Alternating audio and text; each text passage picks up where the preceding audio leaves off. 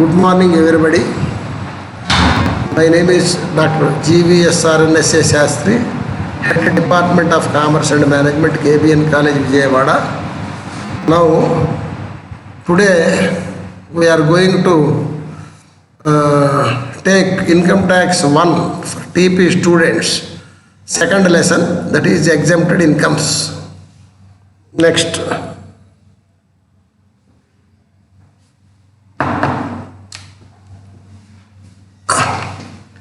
So, under this chapter, we discuss the following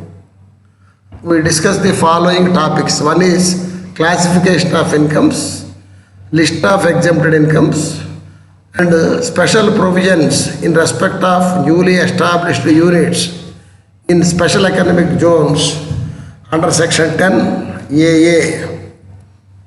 So, incomes may be classified into three categories for tax purpose. One is income form part of total income and subject to tax.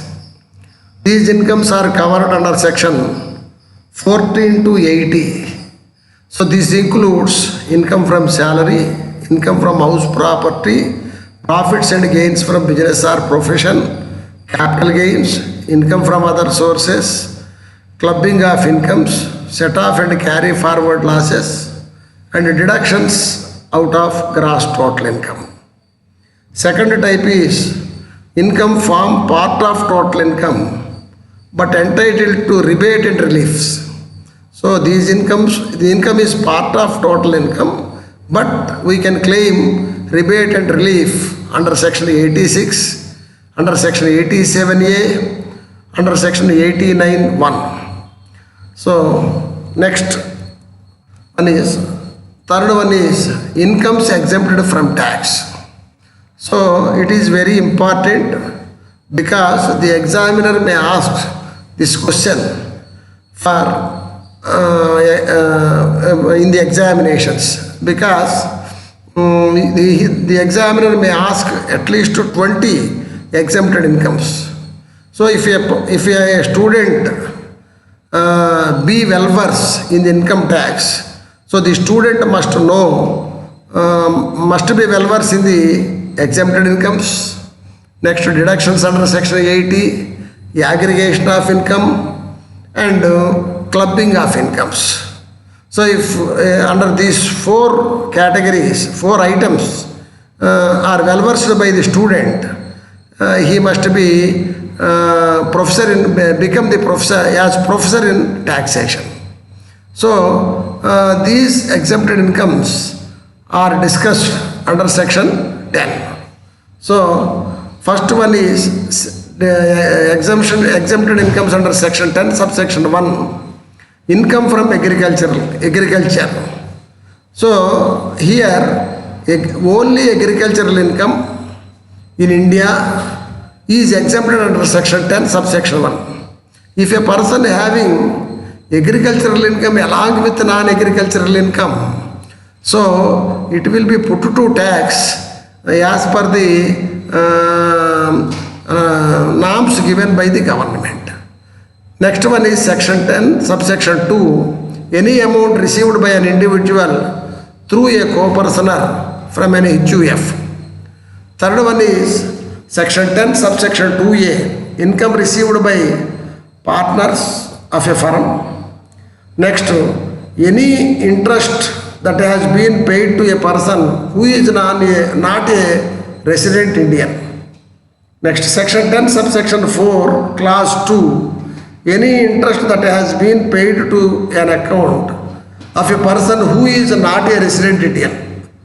Next, section 10, subsection 4B, any interest that has been paid to a person who is not a resident Indian but of Indian origin.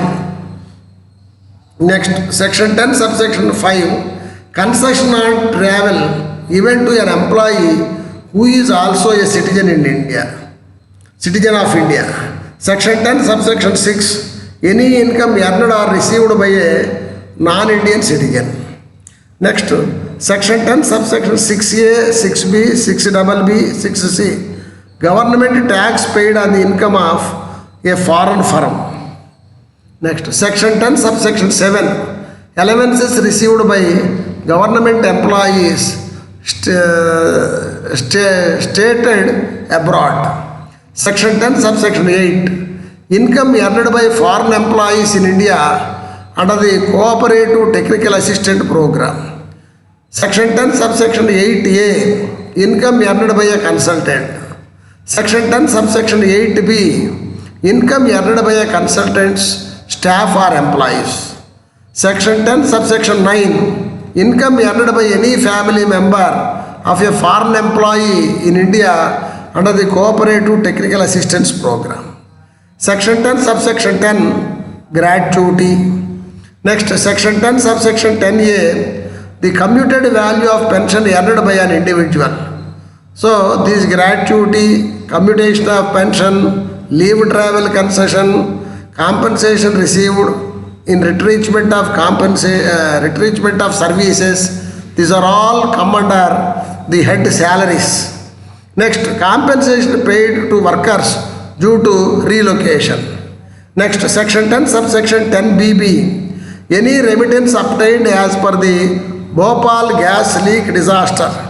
Next, any compensation obtained in the event of disaster. Section 10 subsection C, compensation in lieu of retirement from a public sector company or any other company. Section 10 subsection 10CC, any income received through taxation on perquisites. So this is also come under the head salary. Any amount acquired via life insurance policy. Any payment received via the statutory provident fund. Any payment received via recognized or authorized fund. Any payment received through superannuation fund. Section 10 subsection 13A, house rent allowance. Section 10 subsection 14, allowances utilized to meet business expenses.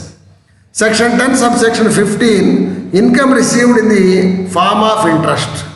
So up to section 10 subsection 14, these are all come under salaries. Next, section 10 subsection 15A, income received by an Indian firm through the lease of an aircraft from a foreign. Section 10 subsection 16, income in the form of scholarships. Next, section 10 subsection 17, allowances granted to MLC, MLA or MPs. Section 10 subsection 17A, income received in form of a government award.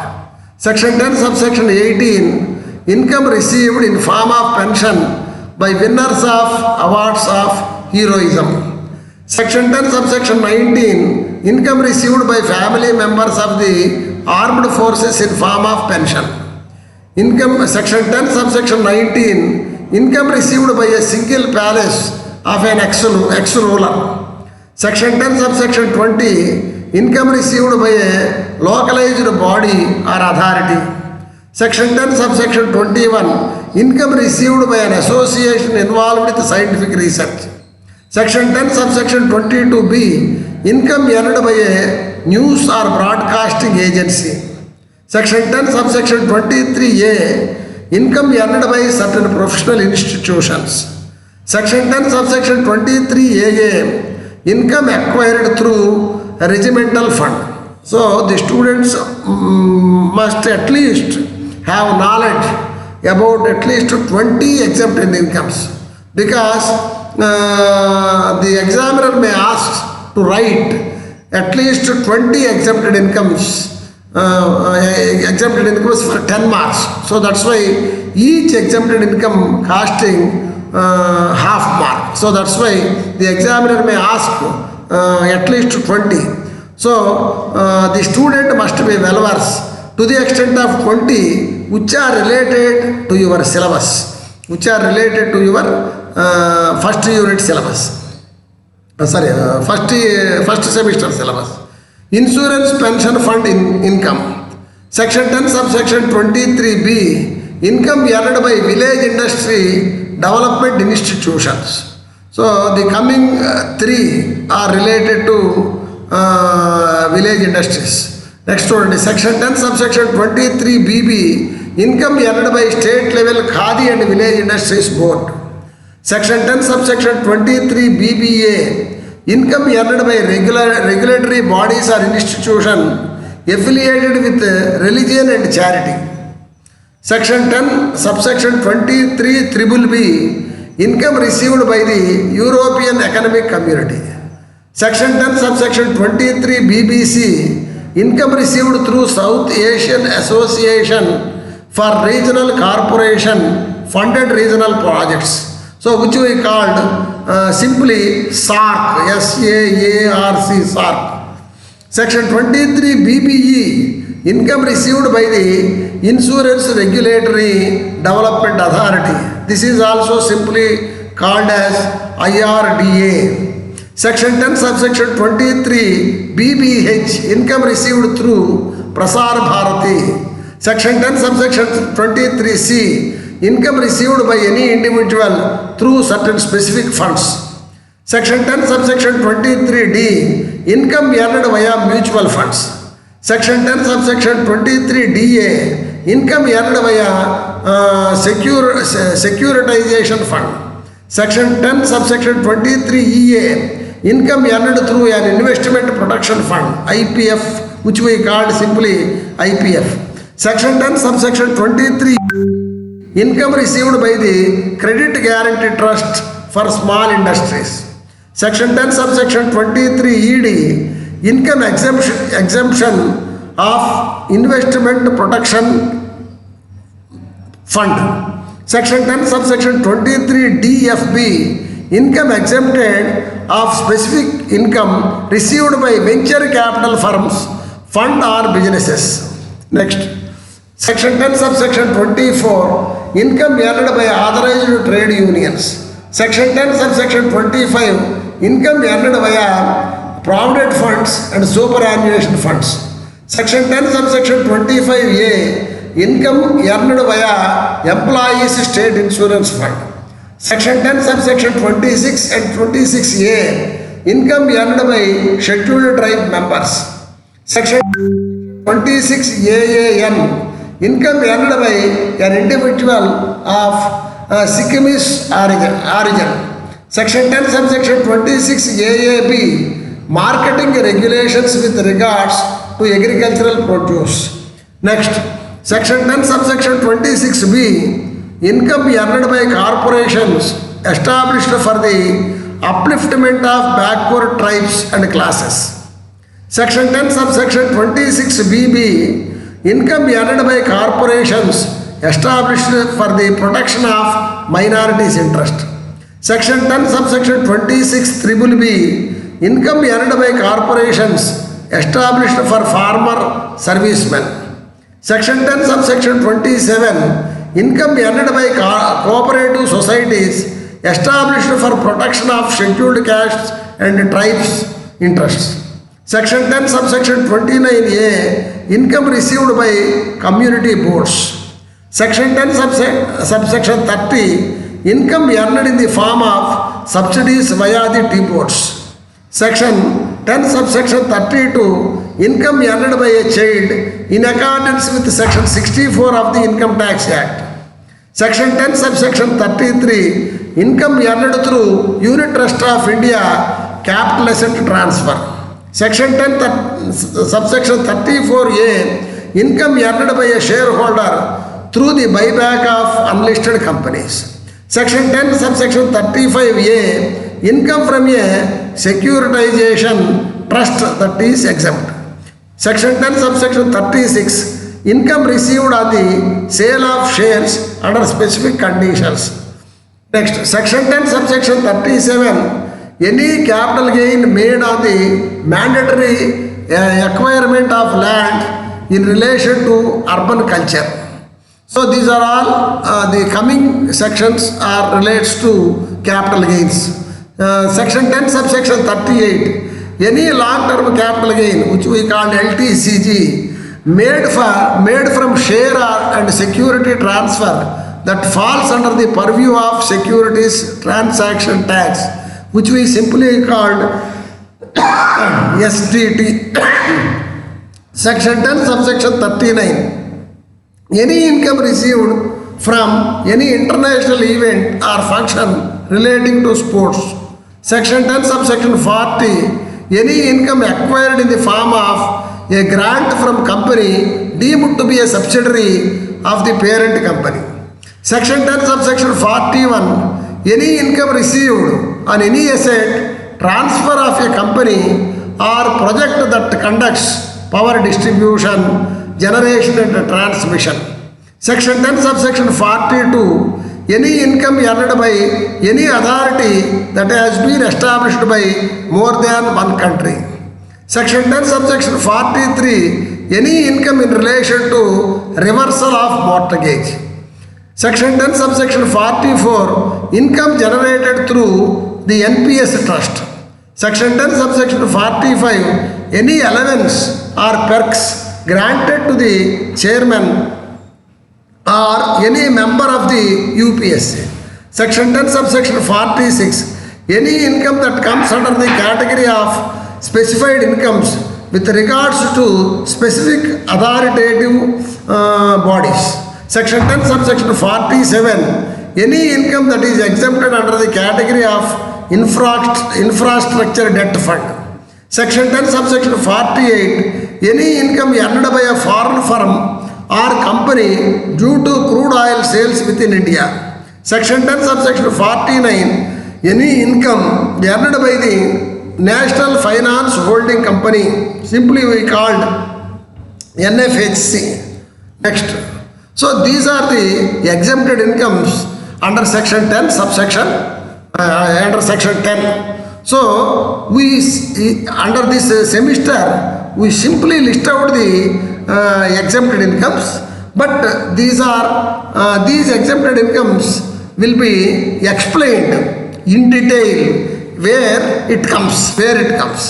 So the last question is provisions. Last topic is provisions related to newly established units in special economic zones. So if this deduction is allowed under section 10, subsection AA, to those SSEs or undertakings manufacturing and exporting articles or things or services consecutive assessment years.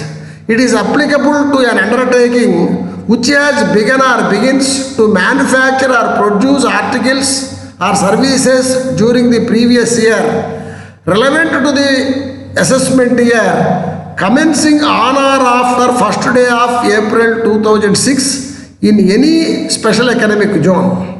So the conditions are, first one is SSE are undertaking manufacturing or exploring article or things or services. So next one is what is manufacturer? Manufacturer. Next, these manufacturing institution must be located in any special economic zone. Next, the commencement should be from the assessment year 2006-07. Next, another one is no split up of reconstruction allowed. No split of reconstruction is allowed. So this is a very, very important point. Such undertaking must not have been formed by splitting up a reconstruction of a business already in existence. However, this condition shall not apply in respect of undertakings formed as a result of re-establishment, reconstruction or revival of such undertakings in the circumstances and within the period specified.